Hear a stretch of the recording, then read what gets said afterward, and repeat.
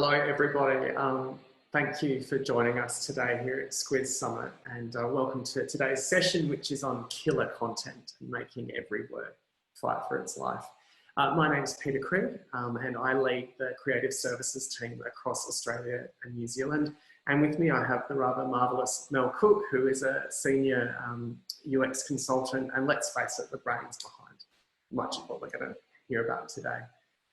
So we wanted to talk about killer content, and what do we mean by this, and why does it matter? Well, we're going to look at it through some interesting facts as well as through a little bit of storytelling, but maybe to kick things off, let's have a look at a quote from this author, whose name is Killian, and he says that every sentence, every phrase, and every word has to fight for its life. So why does this matter for user experience? Well, we work with clients across Australia and New Zealand, and we see all sorts of different types of sites and different approaches to sites and maintaining sites. And one of the things that's really clear to us is that good content is foundational to great user experience. And it's also one of the things that we have the most direct daily control over. So to talk a little bit more about why this matters and why our words should fight to help us, Mel's got some interesting facts to look at. Okay, so let's start with a fact that is very close to my own heart. Time is our most valuable asset. Like I'm a mother of 3 children. I also work here at Squiz a good part of my week, so I need to, as a consumer, be discerning about what brings me joy, and I would ask that you all do the same. Avoid the bait, make your clicks count. Our days are our lives. As content creators, we're tasked with an even greater responsibility. We have other people's time on our hands, and many of these people have diverse needs. There's very few of us that have time to kill. So we're going to be talking about today what you can do to make the most of your audience's time, to make your content fight, because winning content is more available to more people. And behind this, there's actually really good research into the way users behave. And we've got a few things here that help illustrate why every word on your website really does matter. And the first one here is from the Nielsen Norman Group, and it talks about how whilst users have time to read around 20% of the words on the page, in reality, they'll probably only read 20% of the text. So your words have to fight, they have to be impactful. People still primarily scan rather than read. And that's important because when people are scanning, they're not doing it linearly, they're jumping around, skipping content, coming back. And so again, for your words to be seen and understood and remembered, they have to fight. And also just on jargon there, it's another thing that we come across quite a lot in the client space. And there's an interesting quote that talks about groups of people forming their own private lexicons because coded language is exclusive and it's exciting, but for the user, they may not know what it means. So policy speak, legal speak, jargon, that's probably not helping words fight.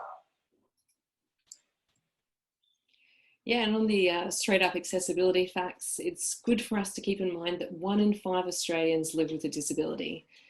That's a huge number if you think about it. 44% of Australians have a literacy level of 1 to 2. That's a really low level. So WCAG criteria says that the more readable you make your content, the better. And it recommends that you write to a lower secondary education level. So roughly writing to about a grade 8 student, if you write at that level, you'll get to about 80% of a general public audience. And, like if you're writing about public health, if you're writing about all these types of content that we write on the day-to-day, it's really important that we write at that level because it's more likely to be accessed by more people. And we'll wrap up with a really lovely quote here from Steve Krug, who's the author of Don't Make Me Think, which is a fabulous book title. And he said, "How many opportunities do we have to dramatically improve people's lives just by doing our job a little bit better?" That's absolutely right. And it comes back to that point again of good content that fights being really foundational to great user experience on websites. And it's for that reason that we wanted to focus on this theme in today's session.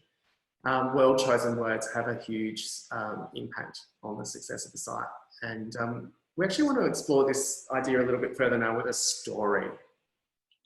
Okay, so Peter and I both worked in comms teams before we worked at Squiz, and we're pretty familiar with how things go. So today what we're going to do is take you on a fictional journey that was typical of our time producing web content for government, education and the private sector.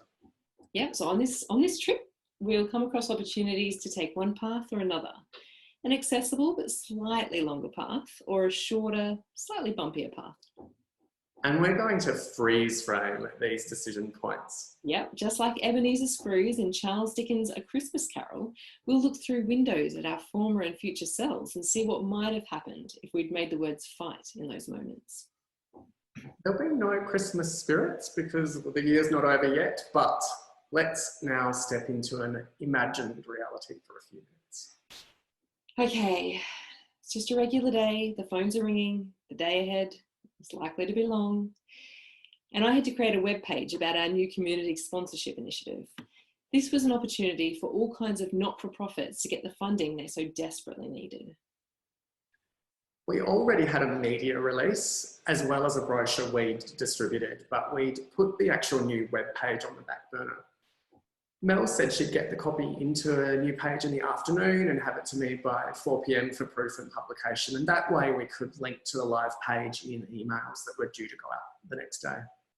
It was 3 p.m. I was pushing close to deadline, so I quickly just dropped the copy into the page. The header formatting didn't look quite right. It was header 1, header 2, header 3, but the first and second headers looked too similar. So I started with the H2, then jumped to a H4. It looked a lot nicer on the page. And it looked good to me too, so I just changed the matrix status to approve and make live. But this is where we hit our first freeze frame, because our words were not fighting. And so as we looked through the window, we saw Jo, a vision impaired volunteer leader of a local scouting group. She was searching for opportunities to raise funds and came across our site. Her screen reader jumped around the page and in a logical order due to the headers I'd used. So the information I'd carefully curated on the page didn't make much sense to her. It all seemed too hard. She decided not to apply for funding that she would likely have received. Not a great outcome. Definitely not a great outcome. So back to our story. I mentioned before that we already had a media release and a brochure. The new web page was based on the brochure because it was a little bit more conversational. Even though probably the media release had the more important information at the top. We still went with the brochure approach. But you guessed it, that leads to our next freeze frame where our words were not fighting. Yeah, okay, so this time we looked through the window at Krieg, who tends to use an F-shaped or spotted scanning pattern. Like most people who read web pages, he only scans about 20 or reads about 20% of the actual content on the page. Unfortunately, he missed the part on eligibility. We got more calls and ineligible submissions than we would have if that information was more prominent. Probably wasted about 20 hours of company time. Again, not ideal. And again, back to our story. We've always been guilty of not publishing a meta description. We sort of assumed that Google algorithms would likely ignore this text anyway. And it's really just not something I had on my list of things to check, but you guessed it. Again, this time our hidden words were not fighting. Yeah, I get all the freeze frame fun. So the page ranked poorly for keywords like New South Wales community group sponsorship, and we didn't get as many applicants as we would have liked. If more people had seen the page in external search listings, we would have had a more diverse selection of applicants. We probably would have had better stories to tell, and we could have had more leverage in how we met our corporate social responsibility and engaged with a wider audience. We also noticed an issue that was caused by duplicate material. So the search algorithms actually preferenced the original media release over the richer content page, and potential applicants didn't always get the key dates and processes, and you guessed it, more emails and phone calls. So it wasn't until we embarked on a website refresh that we saw just how much further we could have reached and how many more lives we could have improved. We could have really made those words fight. We went through a full website discovery process and identified our key user groups and their top tasks. And then we recruited real-world participants for moderated usability testing of our current site. So let's walk through that. We'll start with Mark. Mark was a participant from our sponsorship recipients group, and he relied on a screen reader. He helped us realise that alt tags like sponsorship opportunities gave him very little clue about what was being shown in the image. Missing alt tags excluded him from the content altogether.